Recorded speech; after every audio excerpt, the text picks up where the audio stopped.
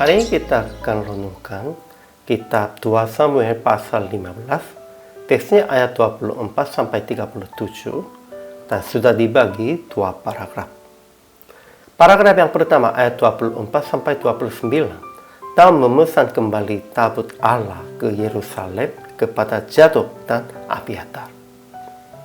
Paragraf yang kedua ayat 30 sampai 37, Daud bertemu dengan Husai dan memohon akan kembali ke kota dan menjadi hamba Absalom supaya membatalkan nasihat Ahitofel.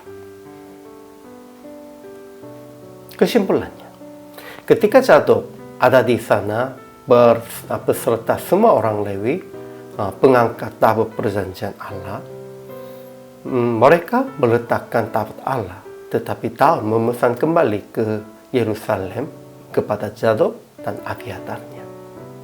Kemudian Daud bertemu dengan Husai di tempat sujud menyembah kepada Allah. Daud kepada Husai akan kembali ke kota dan menjadi hamba Absalom supaya membatalkan nasihat Ahitofel. Sebab dia telah mendengar bahwa Ahitofel ada di antara orang-orang yang bersepakat dengan Absalomnya. Jadi Husai juga kembali ke kota Yerusalem. Ajaran tentang Allahnya dalam teks hari ini juga tidak tertulis firman atau perbuatan Tuhan. Tetapi Tuhan tidak membiarkan Daud sampai dia dipukul kalanya. Ia telah siapkan beberapa orang supaya menolong Daud. Pada waktu Daud menyeberang, di sana ada 400 orang sekitarnya, pengikutnya, dan memang sudah ada di dalam kota pun juga yang menolong Daudnya, Zadok dan Husai pun juga, beberapa orangnya begitu. Tuhan siapkan mereka supaya akan mengembalikan Daud. Ajaran tentang manusianya. Pertama, Zadok ada di sana beserta semua orang Lewi, pengangkat tabut perjanjian Allahnya. Abiatar juga datang supaya membawa tabut Allah ke arah menyeberang sungai. Tetapi mereka pulang ke Yerusalem sebab Daud berkata, "Jika aku mendapat kasih karunia di mata Tuhan, maka ia akan mengizinkan aku kembali sehingga aku akan melihatnya lagi juga tempat kediamannya." Daud tidak mau memakai tabut Allahnya sepertinya secara politikalnya. Memang kalau dia tetap memegang tabut Allah, banyak orang percayanya, banyak orang Israelnya, memang mereka fokuskan kepada Daud karena tabut Allahnya ada di sana. Tetapi Daud tidak mau begitu. Tabut Allahnya tetap dimuliakan, nama Tuhan di dalam Yerusalem. Inilah pikiran Daud.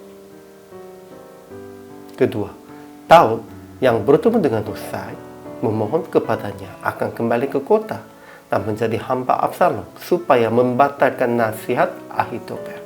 Sebab dia telah mendengar bahwa Ahitofel ada di antara orang-orang yang bersepakat dengan Absalomnya. Jadi Husai juga kembali ke kota Yerusalem dan dia di sebelah Absalom memang menolong untuk Daud. Ketiga, akhirnya Absalom masuk ke kota Yerusalem tanpa peperangannya. Jadi, aplikasi hari ini, pertama, jangan memakai nama Tuhan atau barang-barang dalam tempat ibadah sesuai dengan keinginan pribadi atau keperluan pribadi. Memang kadang-kadang kita pakainya nama Tuhan atau barang-barang di tempat ibadah pun juga untuk keinginan pribadinya. Ingat, itu bukan untuk manusianya, melainkan untuk memuliakan Tuhan. Harus kita memuliakan nama Tuhan. Daud tidak memakainya tabut Allah untuk secara politikal pribadi. Kita juga harus ingat tentang itu. Kedua, tetap melakukan dengan perbuatan dan pikiran berdasarkan strategi Tuhan.